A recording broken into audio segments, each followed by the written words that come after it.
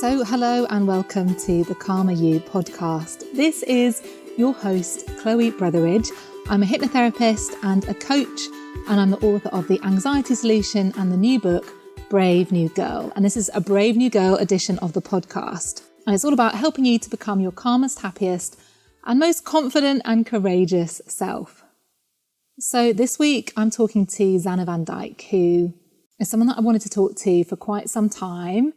And we've seen a lot of stuff in the news recently with Extinction Rebellion and David Attenborough talking a lot about climate change. And so it's more and more at the front of our minds. And I'm also hearing a lot about eco-anxiety and how that is on the rise as well.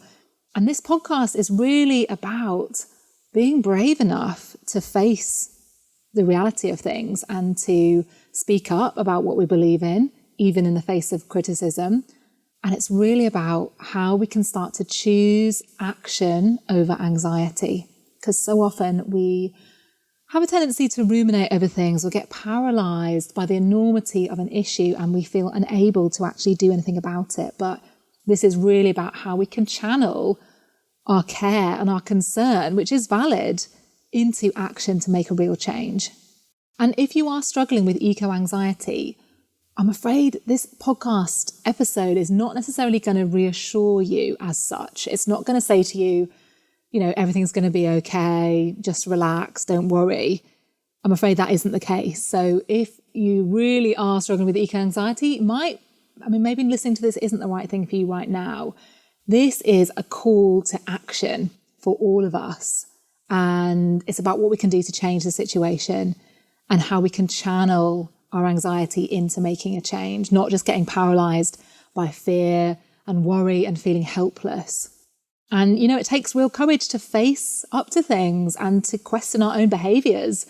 And some of the things that we discuss in this episode might feel quite confronting for you, and really encourage you just to listen with an open mind and know that it's not about making any of us wrong, because no one is doing this perfectly. No one is making no impact on the climate. We are all having an impact on the climate, no matter how often we use a reusable coffee cup. And so be very kind to yourself. And this is just an invitation for all of us to educate ourselves so that we can take some action. And so I talked to Zanna about how to raise issues about the environment with other people and having the courage to have those difficult conversations. And actually, this is applicable to any kind of difficult conversations that you might want to have with friends or family members that maybe don't hold the same views as you. And Zanna has had a lot of experience in doing this. We talk about what specific action we can take to help our planet and help the environment. And Zanna also really bravely shares an interesting example of how she's come under criticism and had, dozens of really quite aggressive messages on her Instagram, and how she has handled that and turned that around. And I thought it was a really beautiful example of how she did this.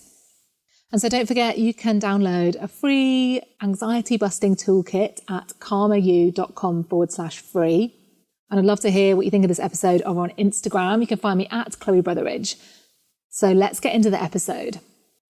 This podcast is sponsored by Sweaty Betty. With beautiful and high-performance activewear from bomb sculpting leggings to supportive sports bras, Sweaty Betty has you covered for every single sport. From the gym to the yoga studio to, let's face it, relaxing or working from home, you will often find me wearing my favourite activewear brand, Sweaty Betty. Their bomb sculpting leggings have become my new favourites. I have to say, I feel really good in them. They just cut beautifully. And best of all, their leggings are built to last. They use high quality and durable fabrics. I actually have a pair of Sweaty Betty leggings from a couple of years ago that I still use and love. So Sweaty Betty are offering listeners 20% off when you enter the promo code CalmerYou on their website. So you can head over to sweatybetty.com/podcasts and enter the code CalmerYou, that's CalmerYou, and you get 20% off. Definitely check out their stuff. I think you're going to love it. Welcome, Zanna. Thank you so much for joining me today. How are you? Thank you for having me. I'm very good. Happy to be here. I'm really excited to speak to you. Can you tell us, for people that don't know, what you do and how you got to where you are today? These are big questions, and questions that I often find quite challenging to answer because my job is hard to define. I tend to say blogger and business owner because I blog across different platforms and I own multiple businesses. That tends to cover all the bases. Go into more detail on that later. But in terms of how I got here, I qualified as an SLT, a speech language therapist, 5 years ago. So I did a 4-year degree in speech science. 2 years into that degree, I started my fitness blog, in inverted commas. It was more social media platforms. And then when I left university, I created an actual concrete blog. And then I started pursuing blogging as a career about a year later when I started to realise that it could be a career. But back then, when I first started like 7 years ago, it definitely wasn't something that I saw as being a career. I am somebody who's always been online. I was blogging from the age of 15, so I did a fashion blog for a couple of years, beauty blog for a couple of years, not ever for money, for anything, basically just because I enjoyed it. I've always been an online person. I used to code web pages. I used to do like shoddy online graphic design. I used to be a gamer. Like the internet was my happy place for most of my teenage years. So even when I studied speech therapy and I got into science, I always saw the internet as like where I went for my fun. So it's amazing that now online is my job, and like being a social media creator and owning online businesses is what I do. So it kind of felt like destiny. That's amazing. That's amazing from such a young age that you were so entrepreneurial and just trying things. And... Yeah, I remember when I was like 15, there was this platform called Bebo, like a social media platform. And my friends used to pay me and I would make them like banners for their profiles and stuff. Wow. I'd like do graphic design for their Bebo profiles on Paint. Brilliant.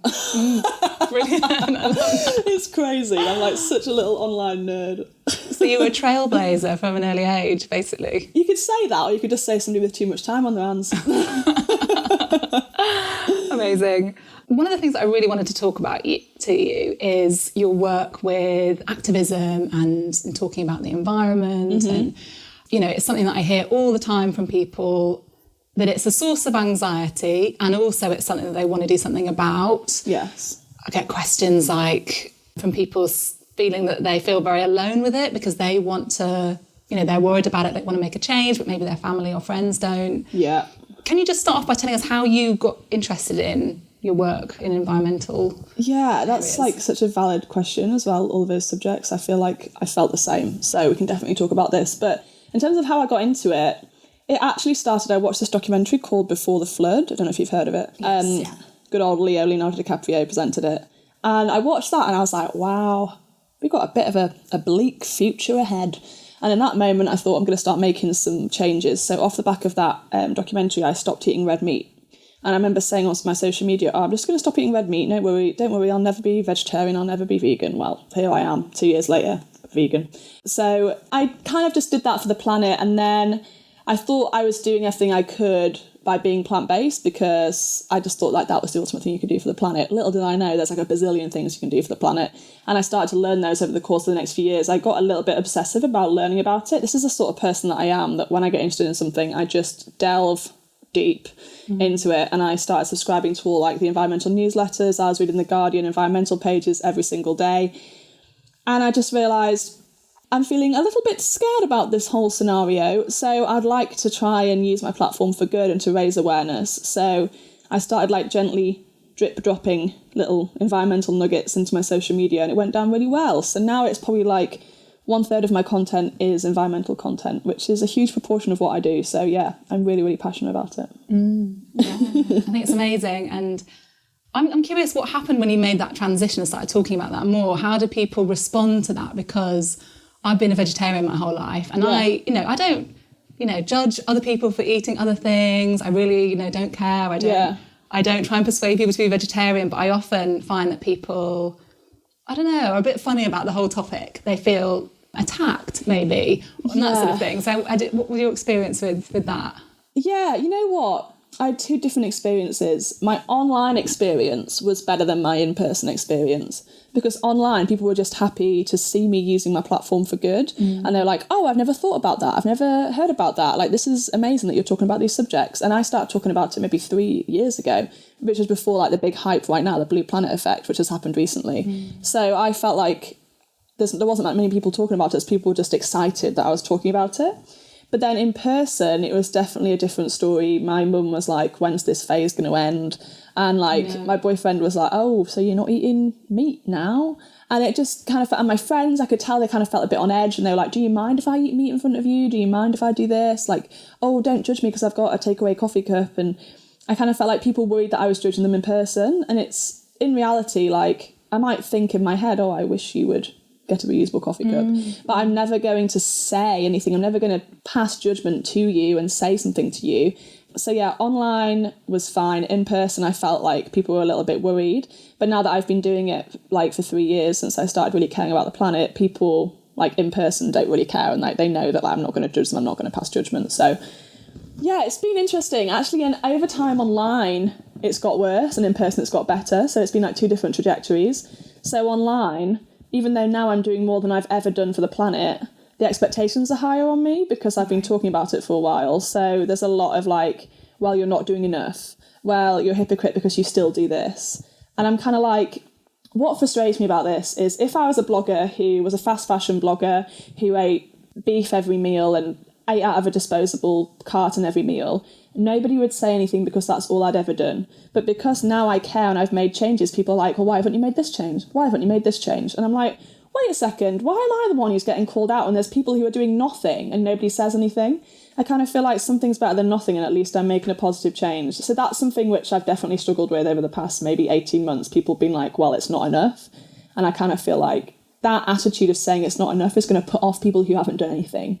We have to stop demonising people who are trying to do something for good, even if they're not perfect, because otherwise people who haven't done anything to try and support the planet are not going to do it at all because they're scared of criticism. So I think let me be real, 90% of the comments I get are supportive, 95% are supportive and lovely, but there's still that 5% who are like, why haven't you done this? Why haven't you done that? So that's what I currently find to be the struggle with talking about the planet. But I know that I am doing more than the vast majority of the population. So I know in myself that I'm happy with what I'm doing. And it's just a case of realising, like, I'm never going to please everybody. And I try and take on board any criticism people have. Like, if it's constructive and they say it nicely, I'll listen. But if you make 40 new accounts just to leave more hate comments because I've blocked you, and then leave them in capital letters telling me that I'm a liar and a hypocrite, which happened last week. Oh my gosh. I literally woke up every single morning to like between 30 and 40 new comments from this account. I was like, wow, you're really not making me change my attitude, you're just making me more annoyed at you. It's crazy. It's really crazy. There's a way of suggesting people can improve, and that wasn't the way to do it. Yeah, absolutely. I think you're so right about the perfectionism thing. This sense that we have these unrealistic expectations on people, and it's impossible to live perfectly. Not in 2019. In terms of the environment, everything we buy, everything we use has, if you trace it back, sadly, there's some horrible story about it being made, in another country, and people are getting exploited. And even our smartphones, I was reading an article yesterday which was saying data centres, which hold the data that's on our phone, are set to overtake transportation system in terms of their energy usage or something. Oh, wow. Like, we are using so much data and like so much energy storing our data in these like massive, like, in inverted commas, clouds which are in the sky, which are actually huge things in valleys, like huge buildings powered by electricity. And nobody thinks about that. They're like, oh, well, why are you still driving a car? Why are you doing this? Why are you doing that? And I'm like, you're using a smartphone, mate. You're still contributing. We're all contributing. Every second of every day, every action we take is contributing. And like, don't see that as a scary thing. See that as a positive thing, that we can control our actions. But we are all having an impact. Nobody's perfect. And we just have to embrace doing the best that we can, for sure. Absolutely. I think that thing about not just being a bit kinder to each other. If we're going to call each other out on things or criticise, do it in a kinder way. And remember that we're not perfect. If you are vegan, you might drive a diesel car or something. There's always going to be something. And so there's no way that we can really, we shouldn't judge each other anyway, but we definitely shouldn't judge each other about these sorts of things. Exactly. Because it can always become so overwhelming that you just think, I'm not going to bother. That's too much. We'll just bury our heads in the sand. Yes. And not the do ostrich anything. effect. Yeah, you get kind of like paralysed into inaction. That's the thing. Like, there's two ways it can go. So you might watch this documentary called Cowspiracy, which talks about the planet. And you can either watch it and go, holy moly, I need to change my lifestyle. Or you can go, that's too much. We're doomed anyway. I'm not going to do anything. And I kind of feel like we need to choose the former option of those two, because if we choose the latter, nothing's going to change. And we kind of need like really quite urgent change, like massive urgent change in the next 12 years. So we all need to get on board in some way. Yeah, definitely, definitely. And, you know, I think it takes courage to face up to these things, and we can do it, but we do need to we definitely need to go through the discomfort of actually realising, you know, maybe that our addiction to fast fashion needs to change, or it definitely needs to change, or the fact that we are always buying things in little plastic tubes and all these things. And I'm sure there are people listening that are feeling that defensiveness rise up, because none of us really wants to be wrong. Yes. None of us wants to, and it's hard to face up to that. And I know exactly what that feels like. You know, when I'm criticised, I get that as well. We all do. But just for people listening, just to, as much as possible, just be curious about this and have an open mind, and don't judge yourself or make yourself wrong, but just start to educate yourself. Yeah, and I think we should see it as an inquisitive thing to question whether what we've been told is actually true. I was doing a talk the other day and I said, like, for me, eating a more plant-based diet was the first step of me questioning what I'd been told to believe, because I'd always been told that we have to eat meat to get protein, or we have to eat meat to be healthy. And when I realised that we didn't have to do that, I was like, wow, what other things have I been told that I don't quite believe? And then once you start doing that, you stop seeing it as a criticism of your lifestyle. You start seeing it as a questioning of what we've been told and the condition that we've been given. It's not about you. You're not wrong. You've just been raised to believe a certain thing or do a certain thing, and we've never been told to question these things. So don't criticise yourself for doing something which you want to now change. It's just a case of learning about, is my lifestyle in line with my beliefs and my morality and what I want to how I want to impact the world? Maybe it isn't. I'm not a bad person because I've been living this way, but I'm somebody who is open to learning and open to change. So let's start that journey, you know? Definitely, definitely. So being open to it, but not beating ourselves up about things. Yeah. And one of the messages that I hope people take away from this episode is that we can take our anxiety about it and we can turn that into some action. And actually, probably women have more of a tendency to do this than men, but we tend to ruminate over things and not take action for fear of making the wrong choice or for fear of what other people might think. And actually just taking a bit of action will alleviate, you know, some of that anxiety, because we know we're part of the change. Exactly. And I think there is a lot of eco-anxiety, there is a lot of fear, and it's very natural to feel a little bit terrified when you start learning about climate change and the trajectory that we're currently on. But I think we can turn that fear into positive action, and we shouldn't be afraid of being afraid, because I think that fear is your motivation, that is your push to do positive actions and to talk to other people and to spread the message. So embrace the fear and use it for good. I love that idea of not being afraid to be afraid, because I think we often want to not feel whatever we're feeling. We numb ourselves, we escape, we, you know, just watch Netflix so that we don't have to think about things. But actually allowing ourselves to feel the feelings. And it's completely, I think, natural to feel that way. It's natural to feel scared, because actually I think we're so disconnected. Well, we are disconnected from the natural world. And we know what's happening. I think even subconsciously, we know that disconnection and the fact that we're not treating our home right. And that is going to create a subtle underlying anxiety anyway. And I think so true. We should listen to that, and actually we need to listen and take action. Do you experience eco-anxiety? This weekend, I experienced eco-anxiety. I'm like self-regulating, because I know that I can get very overwhelmed by the situation that we're in. And I've kind of drowned myself in information about climate change over the past few years. And there's been times when every single day I was reading the environmental pages of the newspaper, and I was subscribing to newsletters, and I was learning about this, learning about that. And I was like, oh my God, every single day I'm being bombarded with this information about the state of our planet, and it's very overwhelming. And in those periods, I definitely experienced eco-anxiety. And this past weekend, I watched a documentary called Climate Change: The Facts. I watched a documentary called Our Planet. And I also started a new book called The Uninhabitable Earth.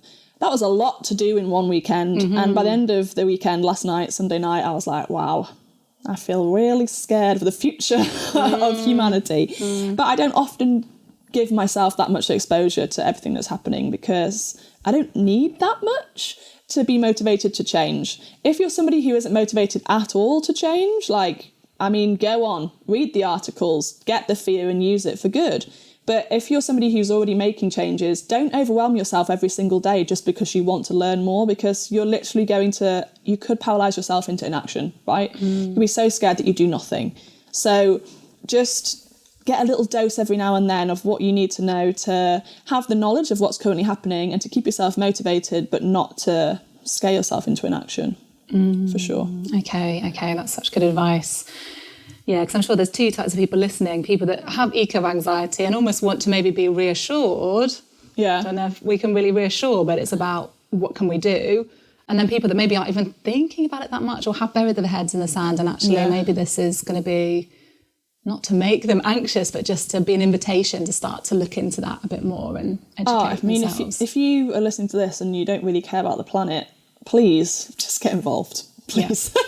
Yeah. We've got a pretty dire situation on our hands, so I'd really appreciate it if you could just read a few articles and open your eyes and not allow yourself to sit in a state of blissful ignorance, because we can't be affording to do that anymore. We have like 12 years to really make a rapid turnaround, and every single one of us needs to be in the same boat. So please hop in that boat with me. Yeah. And I think I suspect most of the people listening, people with anxiety tend to be sensitive souls, and probably are quite aware of this sort of thing anyway. And we can use that sensitivity. We're often called snowflakes, the millennial generation. That sensitivity can be useful, because actually we're the ones that are going to use our care to change things and make the world better. Exactly. So we can be strong snowflakes, I think. I like that. Just in terms of veganism and things, and I read a stat recently, I think it was in The Guardian, that 51% of greenhouse emissions come from meat and dairy. Yes. Those industries. That's quite shocking, I think. Yeah. People don't realise that. I think the majority of people don't. They just think it's like cars and planes. Yeah. But in reality, animal agriculture is a huge, huge, huge contributing factor to climate change. And the thing is, it goes far beyond emissions. The reason why I personally believe that animal agriculture is the biggest challenge that our current population is facing, along with fossil fuels, is the fact that it has so many other impacts beyond emissions. So your 91% of Amazon rainforest deforestation has come from cattle. So 91% of what's been chopped down of the Amazon rainforest is due to animal agriculture. Just let that sink in. 91%, that's a lot. And then also it pollutes waterways. It leads to desertification of land after it's been grazed on. It leads to... Oh, I just lost my last statistic. Well, let's talk about cows farting. I mean... Sounds like a joke, but it actually is a massive No, it thing. is, because they release methane, which is... I can't remember how many times more powerful it is than carbon dioxide, but it's like at least 4, if not more, times more powerful than carbon dioxide in terms of its impact as a greenhouse gas and the warming effects on the planet. So there's also problems with like the huge quantities of waste that are produced by the animals which we raise for meat, and that has nowhere to go, so it ends up going onto the land surrounding people.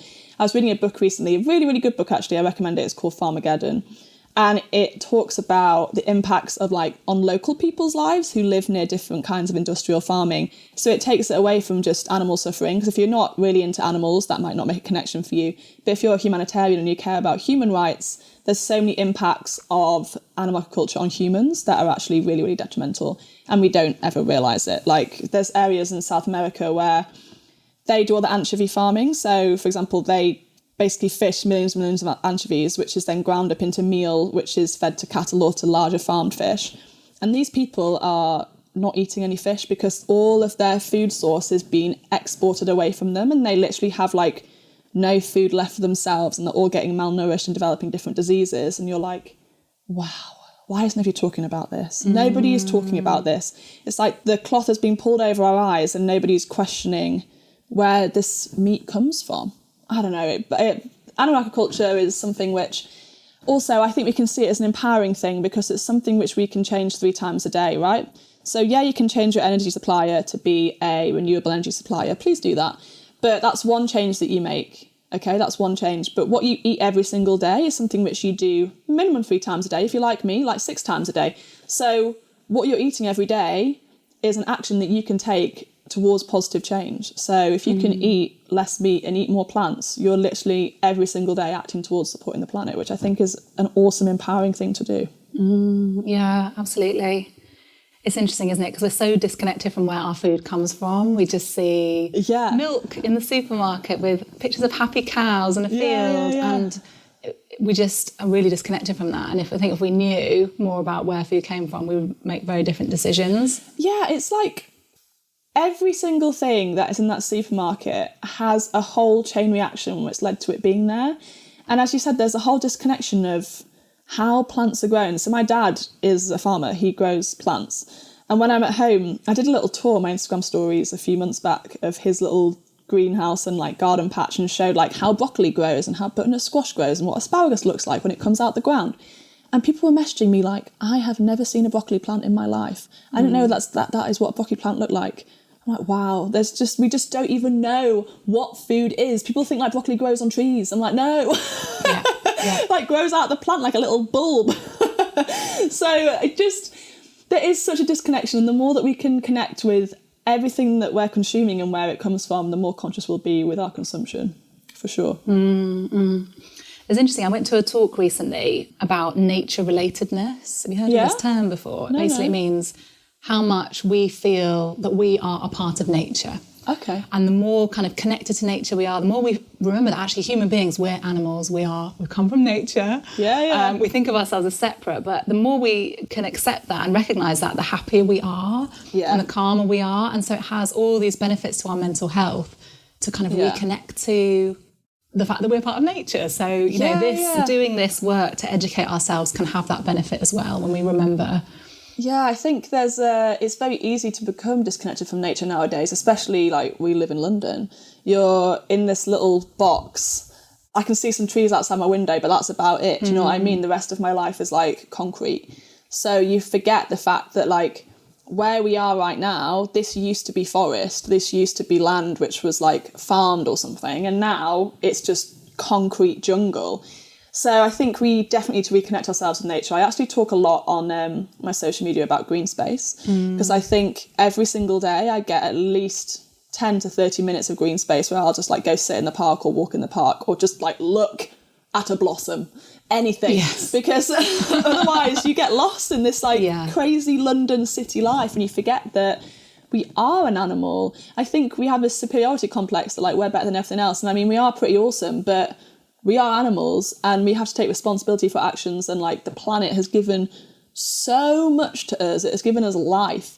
And I think the way that I see being environmentally friendly or trying to live a little bit more eco-conscious is like paying rent, right? So we get given this life to live. We get to live on this planet for free.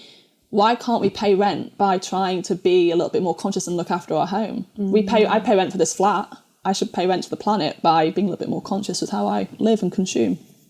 I love that idea, because I think we're in the mindset of just what can we take? Yeah, we take. What can we take? Just taking, not actually giving anything. Gosh. So what do you think of Extinction Rebellion? You know what? I think they're great. Yeah. I think a lot of people are hating on Extinction Rebellion, but I actually went to one of their protests in London. I went to the one in Oxford Circus, only for an hour, because that's all. I was really busy working that week, but I popped along, had a little dance, spread some good vibes, tried to save the planet with a nice group of awesome people. But I feel like, yes, they disrupted travel, they disrupted Londoners, but let's be real, like, what's happening to the planet is going to be much more disruptive than a few people being late for work. So I think what they're doing is amazing. It's raised consciousness, it's raised awareness, it's got people in the news talking about climate change, and that was the impact that they wanted, and they've achieved that. So I'm a big fan. Yeah, me too, me too.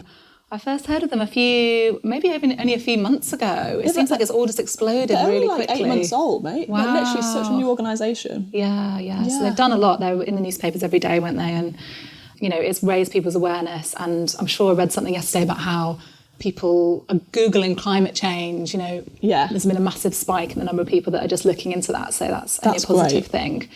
And I think also that Greta Thunberg. Oh my gosh. Oh, what an amazing girl. Yeah. Like, she is doing awesome things. And I think she's like, there was a post that I saw this morning. I wish I could remember what it said. It said something like, you know, we're in a tricky situation when children are acting like leaders and leaders are acting like children. Oh, God. And it just made me realise, like, she is literally being a leader. Like, that generation are the ones who are going to suffer for our choices. And she's just like, I'm not going to take this. And she's fighting back. And good on her, because, like, people listen to children. Yeah, it was like, I don't know, 20, 30-year-old Londoners, everybody's like, yeah, you're all opinionated. But when a child stands up for what they believe in and they, like, miss school and they do a protest, it's like, damn, like, this is a serious situation. So I'm a huge fan of what she's doing. Like, she's an awesome little girl and she's changing the world. Like, what a legacy she's going to have. Yeah, she's amazing. And yet she's come under horrible criticism and had death threats and all these things. Has she? Yes, death threats to her family. Goodness. People talking about, I don't know, her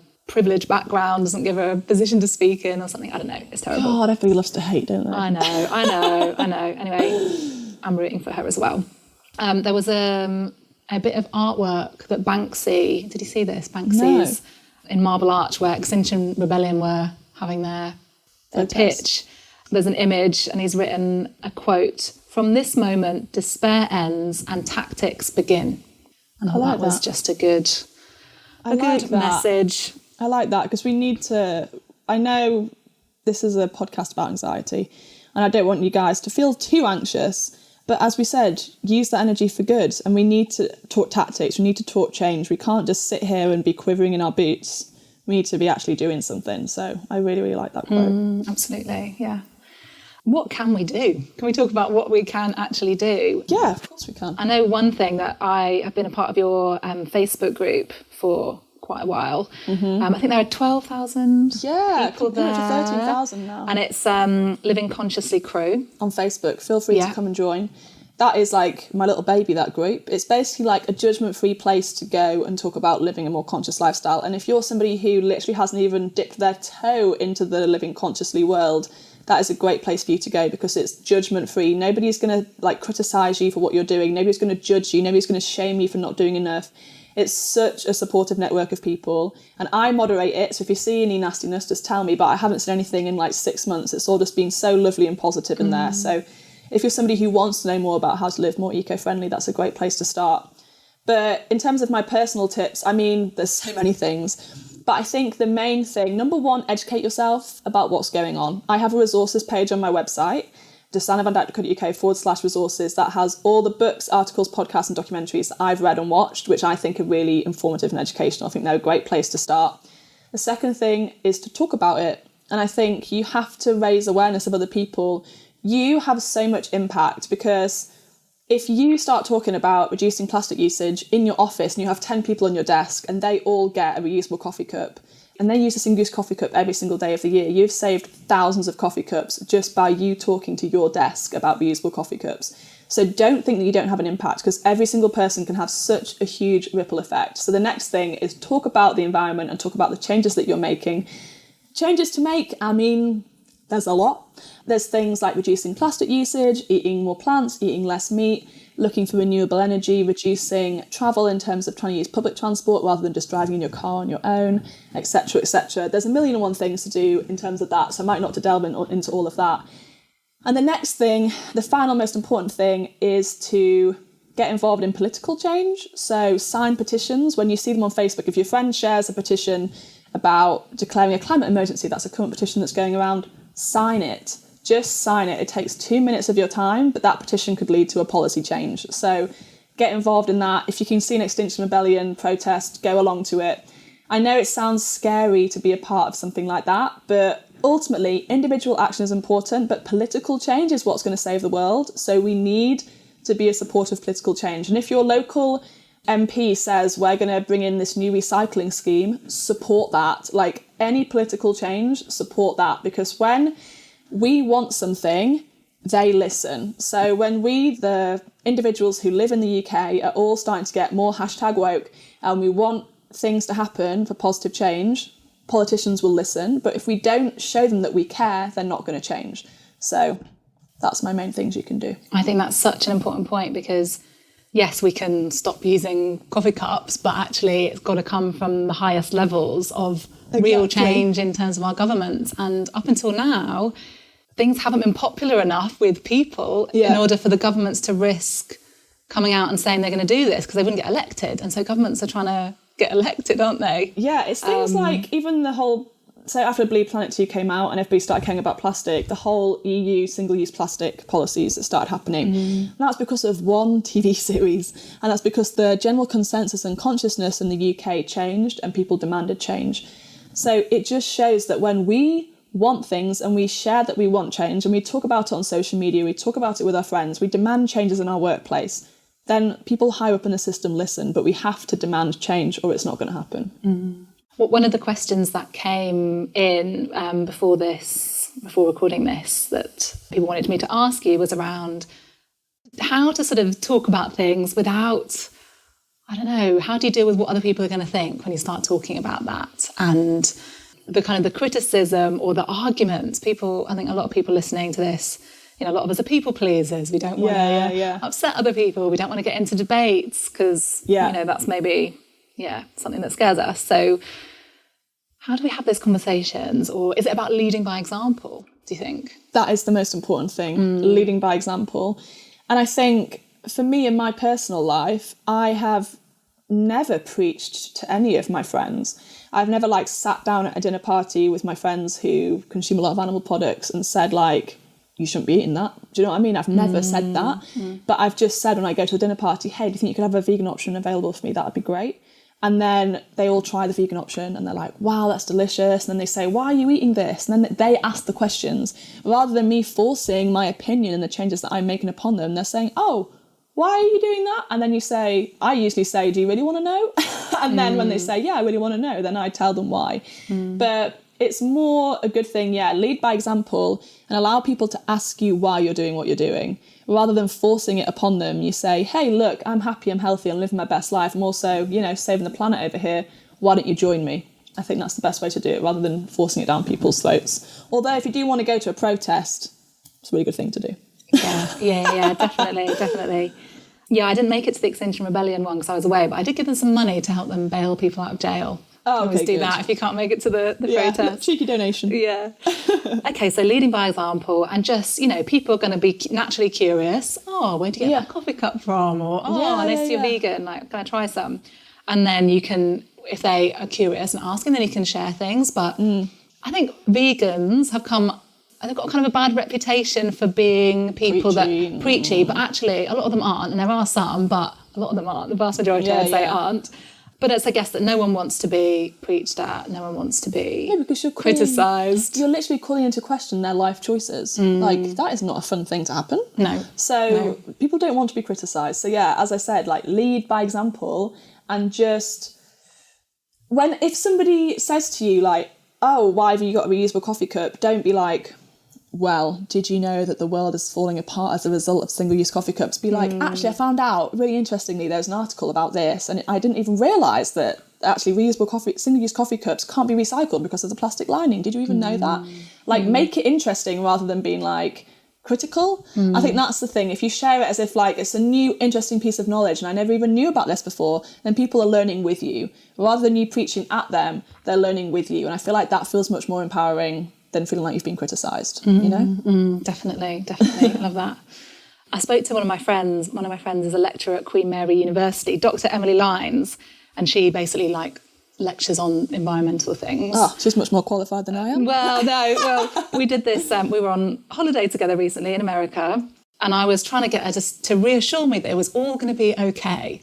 And she was like, no, Chloe, I can't reassure you that it's going to be okay, but this is what you can do. And a lot of the things we've mentioned, but she mentioned how important it is for us to try and preserve the rainforests that we have rather than planting more trees. I mean, we should plant more trees, but the rainforests are much better at absorbing carbon than a kind of a baby tree would be. And also the biodiversity that exists in rainforests is the most biodiverse area in the world. Yeah. So when we lose rainforest, we lose thousands of species that go extinct. So it's not even just for carbon absorption, it's also just for biodiversity. I completely agree. Yeah. So if people are wanting to, I don't know, give some money to offset their flight or something, preserving the rainforest. Alliance. Okay, is that what you'd recommend? Are there certain things? Rainforest Alliance are great. Yeah, they're doing awesome stuff for conserving rainforests. So. Yeah, okay, amazing. This has been so interesting. I'm so grateful for everything that you're doing and for sharing this and being brave enough to do it so publicly and inspiring people. I think it's really helpful. Yeah, it's terrifying. It's terrifying when there's like so many people just watching, like waiting for you to do something wrong. Okay. So yeah. I actually did a post of the day. Do you see my post about flying? Yes, yeah. I mean, that was a long time overdue. It was like a big elephant in the room that I kept getting messages about. That's what I was getting hate about recently, because obviously as part of my job, I am a travel blogger. I'm a fitness and travel blogger. I travel. Mm-hmm. So I travelled actually to do a swimwear shoot for I have a swimwear brand. It's called Stay Wild Swim, and it's made of recycled ocean plastic. So it's made from mostly fishing nets, and we turn that into swimwear. It's beautiful, beautiful stuff, I have to say. Thank you. I'm like super, super proud of it. So we went to shoot that swimwear in the Maldives. We went there for multiple reasons. Number one, I needed to go back to the Maldives because I recently had a traumatic life experience in the Maldives. I needed to like go back and make peace with there because it was scary last time I was there. It's an amazing place. Don't hold it against it, but I almost died. And then also, my friend Natalie, who I co-own Stay Wild Swim with, she'd never been to the Maldives. I knew a hotel there. I was friends with them. It kind of just felt like a logical thing to do for us to go and shoot the swimwear collection there. Anyway, I got so much criticism for going. People were like, why are you flying to the Maldives? It's so bad for the planet, this and that. And I'm kind of like, I am not perfect. I am not perfect. And I know flying isn't great, but I try and offset that trip that I did to the Maldives by doing 20 billion other things that I try and do to support the planet. And as we were saying at the start of the podcast, like, if people jump on me and criticise me for flying to the Maldives to shoot my sustainable swimwear brand, and actually I had meetings with the hotel about how they could be more eco-friendly. I was talking to them about how they can switch their sun cream to be a reef-safe sun cream, what products they should be using in their bathroom so that people can go into the water after using the shower gel, etc. Because if you don't know, if you like go into the ocean with a regular sun cream on, that can actually damage the coral reefs. So it's about educating the hotels about the fact that like they need to make sure people are using reef-safe sun cream, etc. So we were having a positive impact while we were out there, but I still got so much criticism for going, and it just kind of made me realise like I'm never going to please everyone, even if I am trying my damn hardest to have a positive impact and to every time I travel do it with a purpose and like help the hotel or raise awareness of some sort of issue while I'm there. I'm never going to please people. So that has been a recent challenge that I've had. I saw that post and I thought that was just a really beautiful example of being able just to be open about something, addressing a criticism in a very honest way and bravely kind of just sharing your truth. And I thought that was a great example of doing that. You know, you weren't being defensive about it. No. You weren't... I wasn't angry. Arguing back. It was just, honest and I just stated the facts. Good post, yeah, I loved it. Thanks. No, I thought I was going to get a lot more hate on that post. I maybe got 2 hate comments and about 600 nice ones. So I was like, all right. I think I've done the right thing here by talking about this because I felt like I'd avoided it for so long for fear of being attacked. Yeah. So I was really, really glad that I spoke about it. But yeah, I just kind of feel like if you are going to criticise somebody, do it nicely. Because I had a few people DM me and say, hey, I'm just wondering why you flew to the Maldives to shoot your swimwear collection. And I was like, hey, this is my reasons why. But if you go and leave a horrible comment on my social media, I'm not going to respond to you. And I'm going to feel defensive. So it's just a way of like approaching people and trying to influence them to do something more positive or to think about their actions, Yeah. And being curious again, rather than making an assumption about someone. That's so often what we do. We make assumptions and kind of charge in to sort of tell someone what we think, but actually we don't know, the whole story or what's going on. Exactly. So being curious and, no one is doing this perfectly. And if we silence the people that are doing it well but imperfectly, we're not going to have any voices talking about the things that are important. Yeah, so. It made me scared. It made me literally scared to talk about sustainability because every time I did, I'd get called out about flying. And I was like, this is not a healthy situation because I have such a platform here and people waiting for me to talk about this subject and I feel scared to talk about it. So that's why I did the post because I was like, I don't want to be held back by fear of criticism. Yeah. And I'm doing more than most. So, and I didn't feel any guilt in myself. I knew that I was doing my best, but I knew that judgment was there. I needed to address it. Yeah. Anyway, I hope that this podcast has actually been empowering for people. I know that, as you said, it's for people with anxiety, but don't feel anxious, feel empowered, feel like you have the impact, like you have the power to literally create so much change and to impact so many people. Like the example that I gave with the coffee cup, like you can have such a ripple effect on the people around you, and every single person who takes a positive action is supporting change to support our planet. So just get involved. Yeah, definitely. And, you know, this podcast is also about being brave and facing up to things and speaking up and that sort of thing. So, you know, I think all of this is really relevant. So, okay, awesome. Thank you. Where can people find out more about you and what you're doing and what projects you're working on at the moment? You can find me on social media at Zanna Van Dijk. So Zanna Van Dijk. People seem to really struggle with my name. I've got YouTube, I've got Instagram, I've got Twitter, I've got Facebook, I've got a blog, I've got a newsletter. And then also my swimwear company is called Stay Wild Swim, so at Stay Wild Swim. And yeah, we do a lot of content on our Stay Wild Swim website, which is about living more sustainably. So you can definitely check out that blog, and that has 20 or 30 articles about different swaps you can make in different areas of your life. So that's a great place to get information. And then finally, the Living Consciously crew on Facebook. Come and join. It's a lovely community. Everybody's so kind, so supportive, and not judgmental at all. So you'll get all the support that you need to try and live a little bit more eco-friendly. Yeah, and just to reiterate that, I love the Facebook group. Just really good tips on, I don't know... everything. Shampoo bars, the best shampoo bars. Yeah. Just really practical things that we can all be getting involved in. Yeah, like which energy provider can I go to? Yeah. How do I get out of my current energy provider if I'm locked in? And all this sort of stuff. Like people literally share so much information in there. It's amazing. Brilliant. Thank you so much for talking to me. No, thanks for having me, guys. I hope that you all enjoyed it. So thank you so much for listening to this episode. I hope you found it informative and inspiring. I would love to know what you think. Come and let me know over on Instagram. You can find me at Chloe Brotheridge. And if you've enjoyed this podcast, I would be so grateful if you would head over to iTunes or the podcast app on your iPhone and just leave a quick review. It should take 2 minutes and it makes such a difference to this podcast reaching more people. Another thing that you could do to spread the word is perhaps take a screen grab of it and share it on social media, or send it to a friend that might benefit from this episode too. Thank you so much for listening. I'm sending you loads of love and I hope you have a great week.